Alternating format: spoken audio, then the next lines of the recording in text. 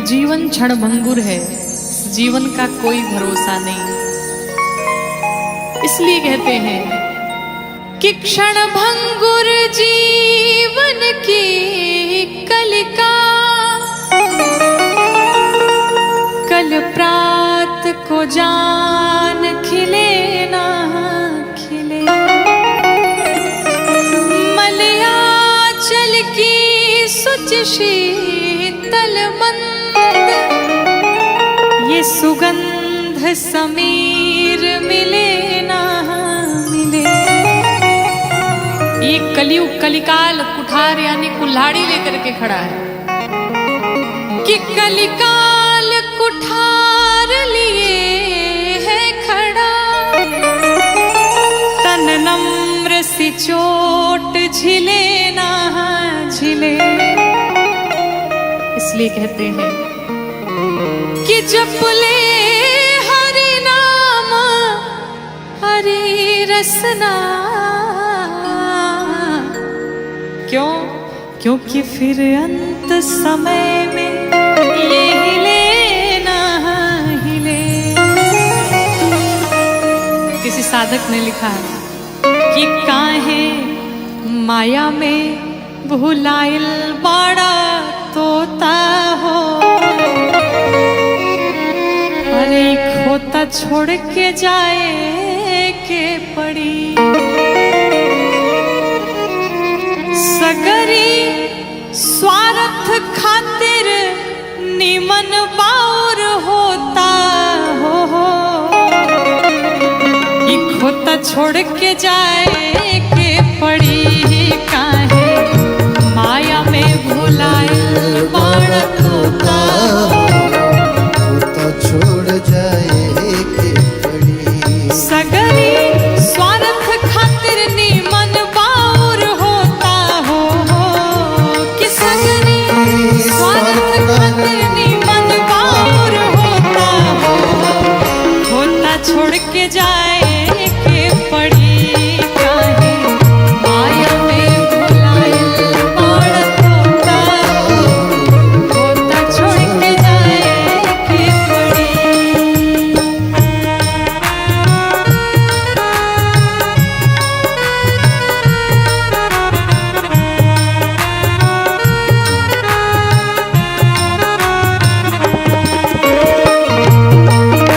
राघवेंद्र सरकार की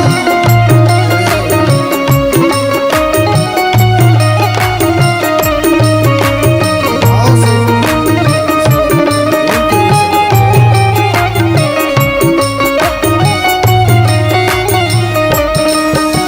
चाहे आप जितना भी धन कमा लीजिए, साधक कहता है लाख करोड़ धन तू कमैबा। लाख करोड़ धन लाख करोड़ धन तू कमैबा। लाख करोड़ धन खाला खियाला नात काले के जैबा। खाला खियाला काले की जई। हाँ खाला खियाला नात काले के जैबा। खाला खियाला काले की जई।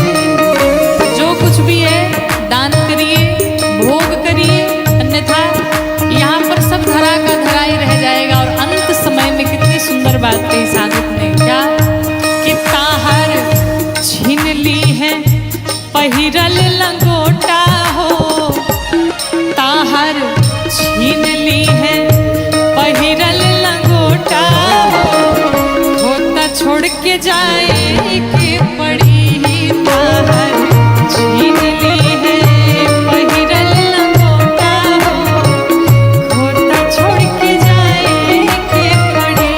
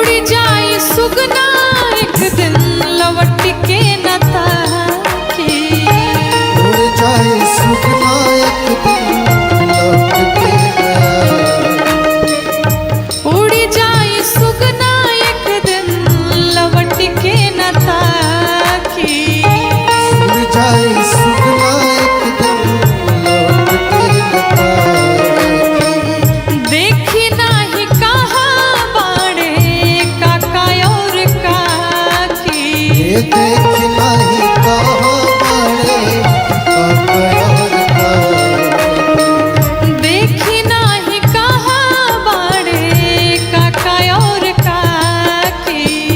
देख नहीं कहाँ बड़े कपड़ का और चाहे कोई भी हो, राजा रंग होखे चाहे हर जोता हो, कि राजा रंग होखे चाहे हर जोता हो, होता छोड़ के जाए के पड़ी।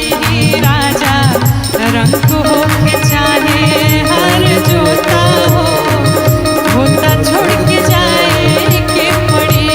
काहे माया में भुलाए बड़ तोता हो, होता छोड़ के जाए के पड़ी।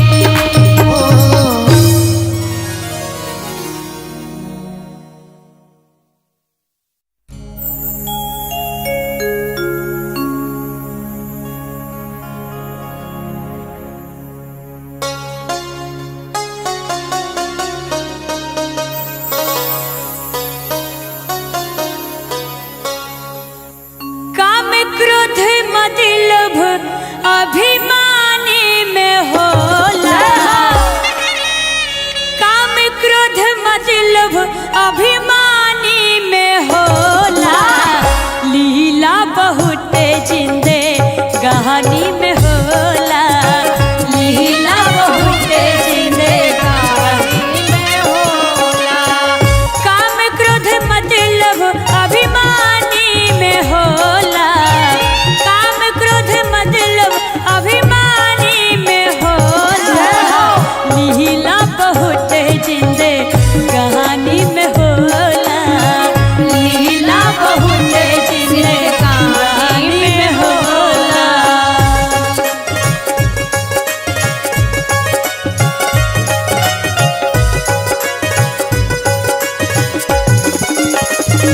जय हो।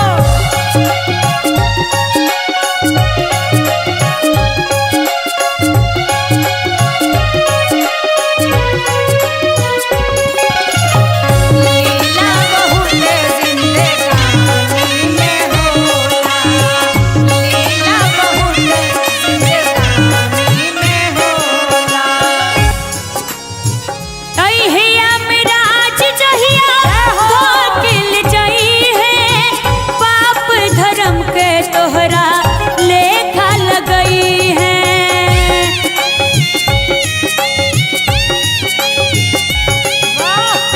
अहिया मिराज जहिया धोकिल जई है। पाप धर्म के तोहरा लेखा लगई है। सब कस गलती नादानी में होला। सब कस गलती नादानी में होला। लीला बहुत जिंदे कहानी में होला। लीला बहुत जिंदे कहानी में होला। लीला बहुत जिंदे कहानी में होला।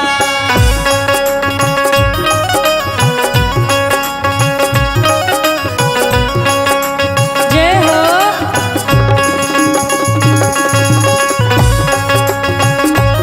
आहा, क्या बात है।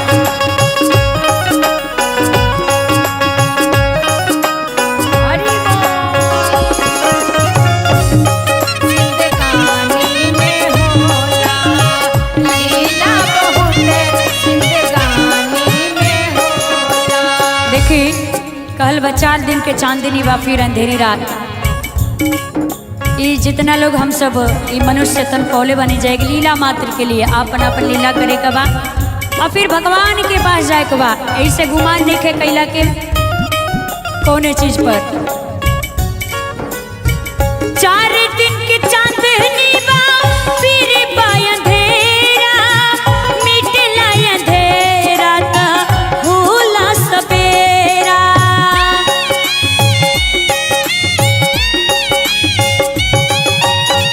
4 दिन के चांदनी बा फिर बा अंधेरा। मिटला अंधेरा ता होला सवेरा।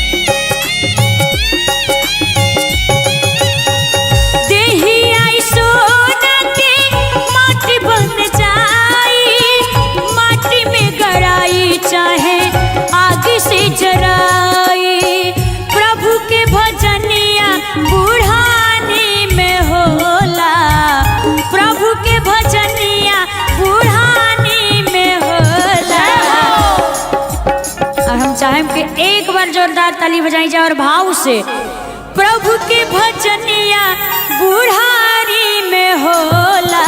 भाव से अलीला बहुत जिंदे कहानी में होला, लीला बहुत जिंदे कहानी में होला, लीला बहुत जिंदे कहानी में होला, लीला बहुत जिंदे कहानी में होला, लीला बहुत जिंदे कहानी में होला, लीला बहुत जिंदे कहानी में होला,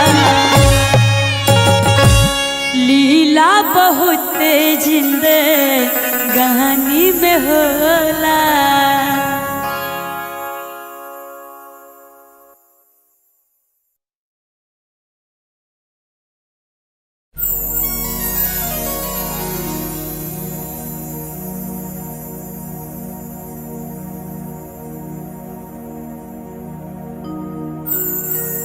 बैठल अरे रोवेली गुजरिया हो, बैठल रोवेली गुजरिया हो, आई चुनरिया में दाग लागल, बैठल रोवेली गुजरिया हो, चुनरिया में दाग लागल, कैसे जाई पिया के नगरिया हो, कैसे जाई पिया के नगरिया हो, चुनरिया में दाग लागल, बैठल रोवेली गुजरिया हो, चुनरिया में दाग लागल।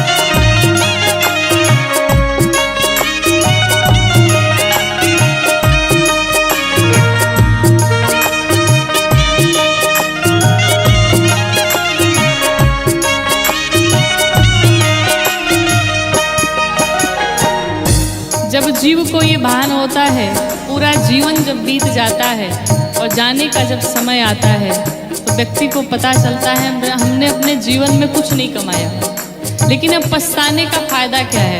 साधक कहता है, आइल भगवाना के हमरो संदेशवा, आइल भगवाना के हमरो संदेशवा, जाए के बहामारो के पियावा के देशवा, जाए के बहामारो के पियावा के देशवा, आइल भगवाना के हमरो संदेशवा, आइल भगवाना के हमरो संदेशवा, जाए के बहामारो के पियावा के देशवा, जाए के बहामारो के पियावा के देशवा, लेकिन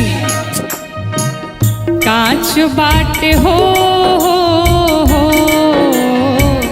कांच बाटे हमरो मिरिया हो, चुनरिया में दाग लागल, कांच बाटे हमारो मिरिया हो, चुनरिया में दाग लागल।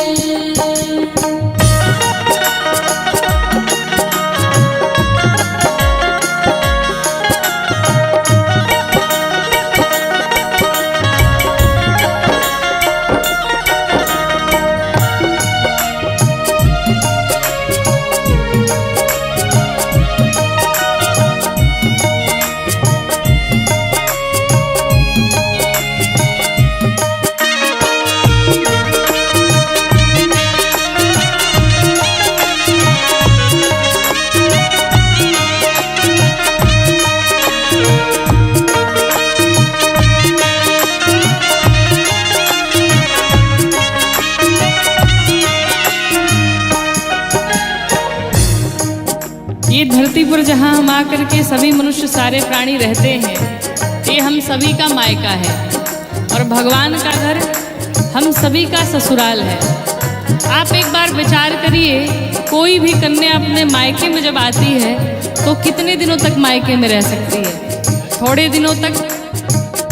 लेकिन इस मायके में आकर के हमने आपने मिलकर के 4 प्रकार के मित्र बनाए। कौन कौन से? काम, क्रोध, लोभ, मोह, ये 4 प्रकार के हमारे मित्र हैं और दिन रात हम इसी के सानिध्य में रहे, इन्हीं से हमने प्रेम किया। साधक कहता है, नैहर में 4 गो यार बनवाली, नैहर में 4 गो यार बनवाली, दिन रात नाही से नैना लड़वाली, दिन रात नाही से नैना लड़वाली, नैहर में 4 गो यार बनवाली, नैहर में 4 गो यार बनवाली, दिन रात नाही से नैना लड़वाली, दिन रात नाही से नैना लड़वाली, उनके सुतवली हमसे जरिया हो, उनके सुतवली हमसे जरिया हो, चुनरिया में दाग लागल, बैठल रोएली गुजरिया हो, चुनरिया में दाग लग गइल।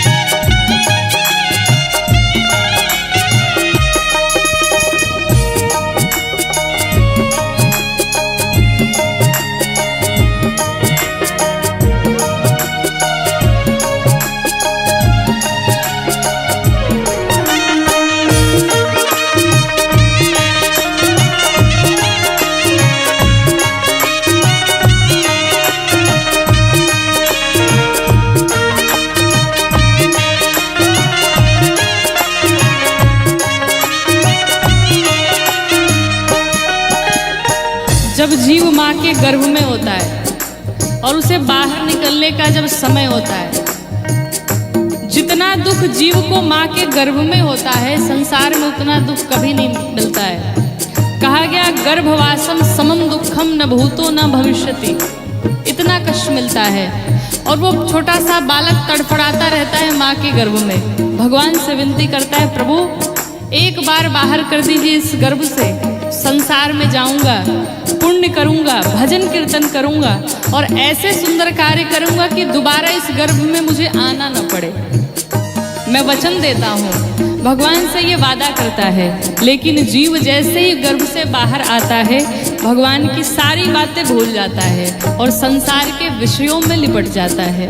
साधक कहता है, साच बात पिया वाके हम भूल गईली, साच बात पिया वाके हम भूल गइली, पछतात बानी की का कईनी, पछतात बानी की का कइली, ओ साच बात पिया वाके हम भूल गईली, साच बात पिया वाके हम भूल गइली, पछतात बानी की का कईनी। पछतात बानी की का कइली। लेकिन अब पछताने का क्या फायदा? डोली आइल हो,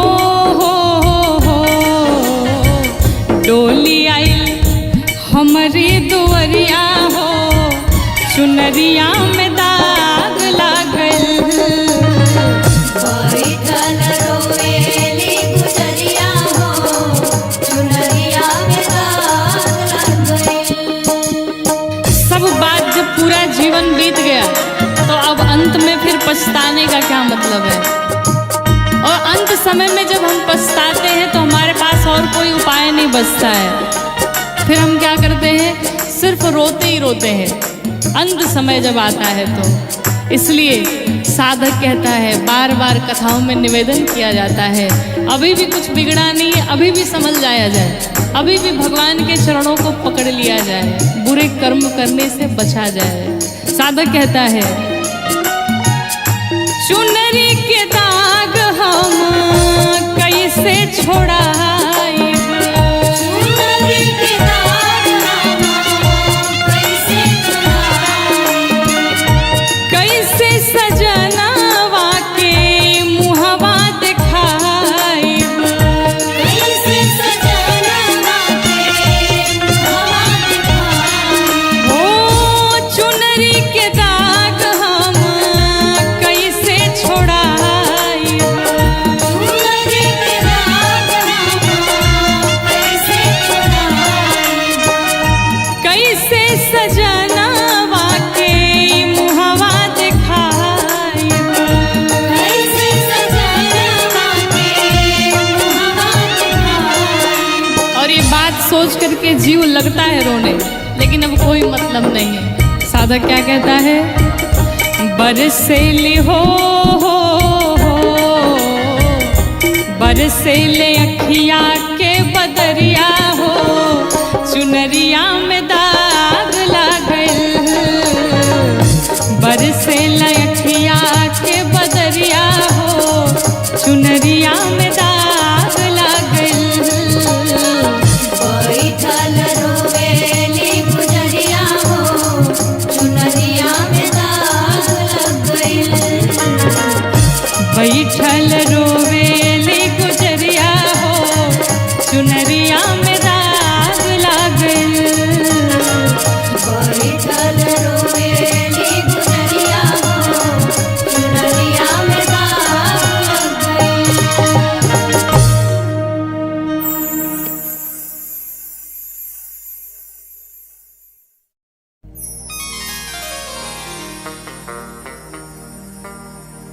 कि तोहर देहिया हो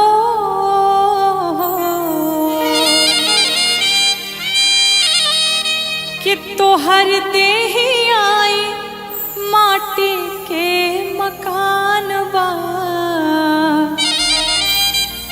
अरे काहे पर गुमान बहाना,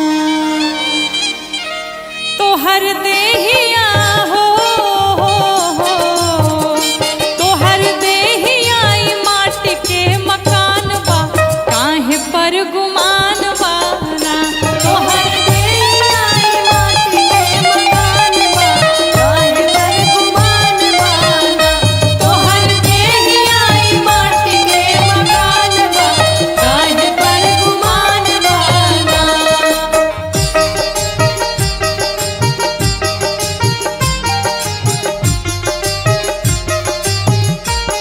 तोहर देहिया माटी के मकान बा, काहे पर गुमान बाना, तोहर देहिया माटी के मकान बा, काहे पर गुमान बाना। कितनी सुंदर बात साधक कहता है, जीवन में चाहे लाखों करोड़ों की संपत्ति कमा लीजिए, लेकिन मरने के बाद एक पैसे भी आपके साथ नहीं जाने हैं। इसलिए कमाना है तो पुण्य कमाइए, किसी का आशीर्वाद कमाइए, सिर्फ यही आपके साथ जाने वाला है। क्या जोर बके तनो पाई पाई साथ एक हो न जाई, जोर बकतन पाई पाई साथ एक हो न जाई, जोर बके तनो पाई पाई साथ एक हो न जाई, जोर बकतन पाई पाई साथ एक हो न जाई, जोर बके तनो पाई पाई साथ एक हो न जाई हो, तोहर जाए बदेहा तोहर जाए बदे बास के विमान बा, काहे पर गुमान बाना, तोहर जाए बदे बास के विमान बा, काहे पर गुमान बाना, तोहर जाए बदे बास के विमान बा,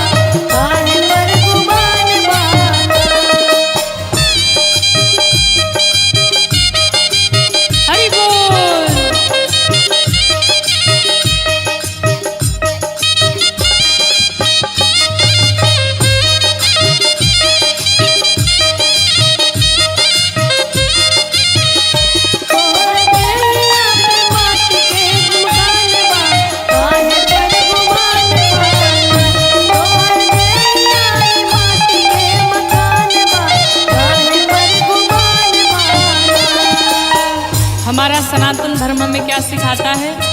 हम सबसे प्रेम करें, सब जीवों पर दया करें, परोपकार करें। कहते हैं धर्म कहे बार बार कर सबसे तू प्यार,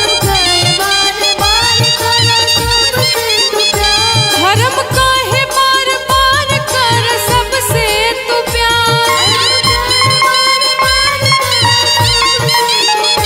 धर्म कहे बार बार कर सब ही से प्यार। जीव दुनिया के जीव दुनिया के कहीं समान बा, काहे पर गुमान बाना। जीव दुनिया के कहीं समान बा, काहे पर गुमान बाना। जीव दुनिया के कहीं समान बा, काहे पर गुमान बाना।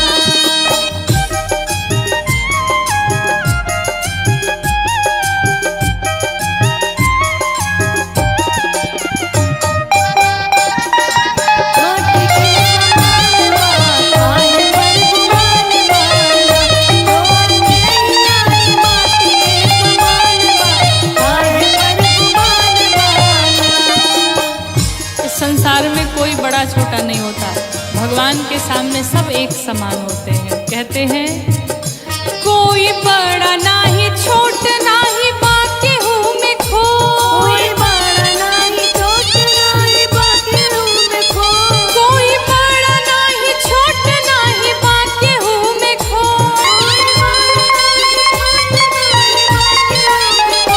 कोई बड़ा नाही छोट नाही बाकी हूँ मैं खो।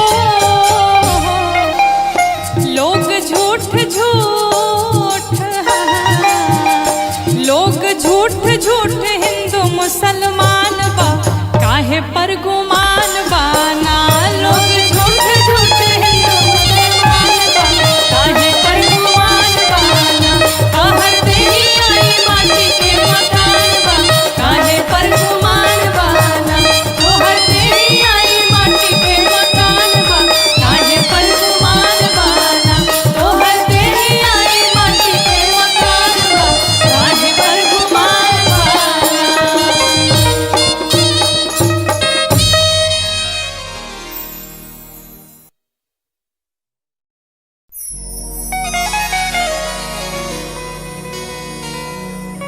कहते इस जीवन का कोई भरोसा नहीं। इस संसार में जितने भी लोग आपसे जुड़े हैं सब स्वार्थ के नाते ही जुड़े हैं। स्वार्थ लाग करई सब प्रीति। एक भगवान से ही ऐसा संबंध है जो भगवान बिना कारण ही कृपा करते हैं, बिना कारण ही करुणा करते हैं, बिना कारण ही अपने भक्तों से अगाध प्रेम करते हैं। तो अगर किसी से प्रेम करना है तो श्री ठाकुर जी से प्रेम किया जाए, श्री गोविंद से प्रेम किया जाए, माधव से प्रेम किया जाए।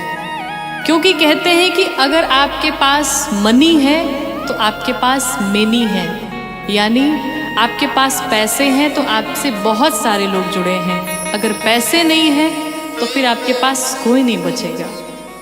एक बहुत ही सुंदर निर्गुण भजन, आइए हम सभी मिलके गाते हैं कि तोता दुनिया के मेला में अकेला हो,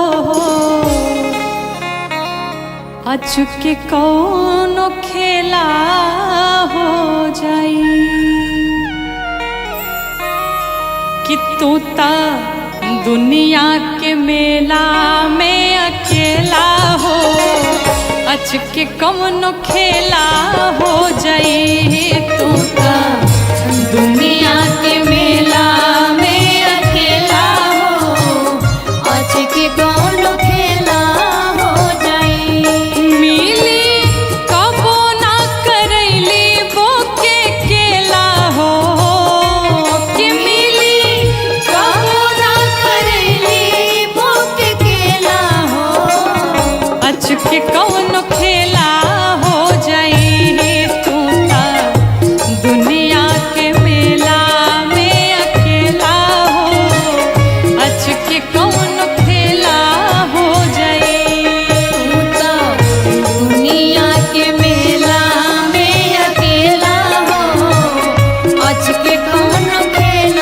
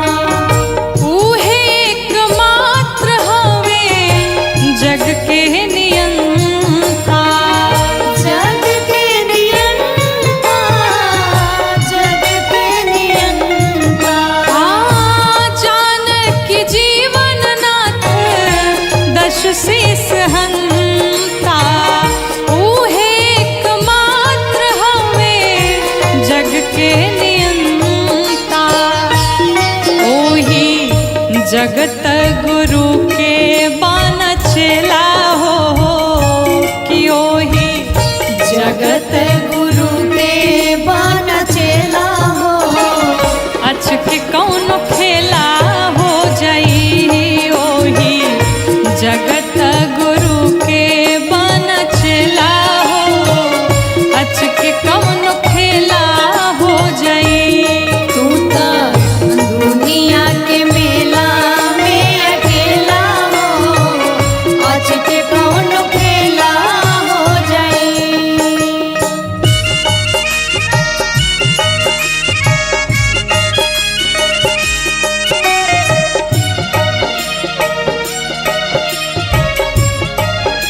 तू तो दुनिया के मेला में अकेला हो आज के कौन खेला हो जाई। तू तो दुनिया के मेला में अकेला हो आज के कौन खेला हो जाई।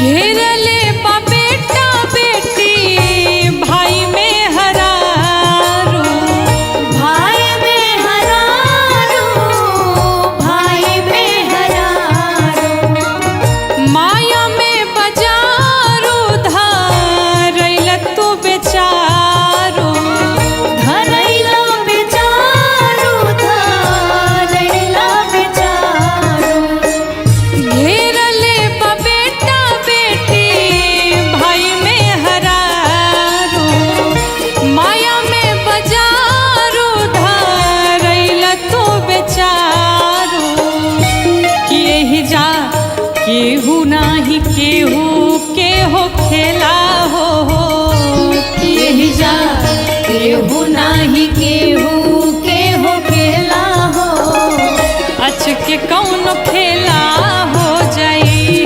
कांदा दुनिया के मेला में अकेला हो आज के कौन खेला हो जाई। तू तो दुनिया के मेला में अकेला हो आज के कौन खेला हो जाई।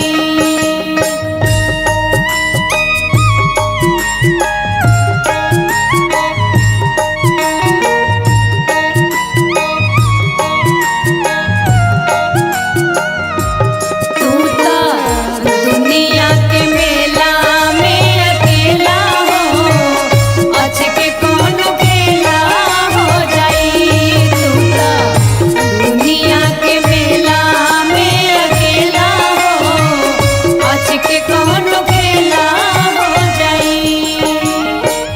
जीव कठपुतरी हा राम जी मदारी राम जी मदारी हो राम जी मदारी ऊ जवन चाहस तमने होला ए शिकारी होला ये शिकारी होला ये शिकारी हाँ जीव कठपुतरी हा राम जी मदारी ऊ जवन चाहस तमने होला ए शिकारी कि गौरी इष्ट अनुपमा अलबेला हो कि गौरी इष्ट अनुपमा याल बेला हो अच के कौन खेला हो जाई। तू तो दुनिया के मेला में अकेला हो आज के कौन खेला हो जाई। कि मिली कबो ना करैली बोके केला हो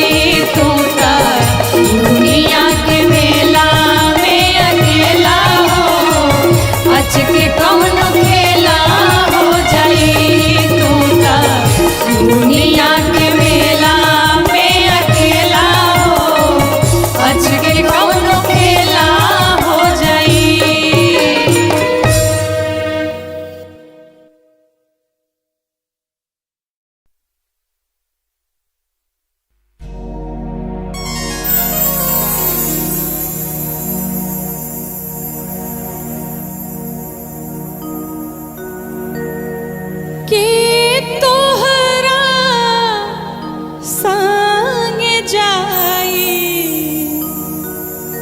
भवरवा हर के तोहरा संग जाई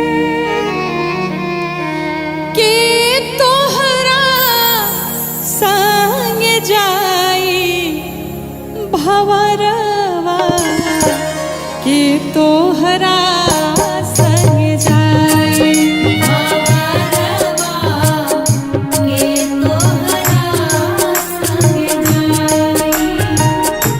के तोहरा संग जाई भवरवा के तोहरा संग जाई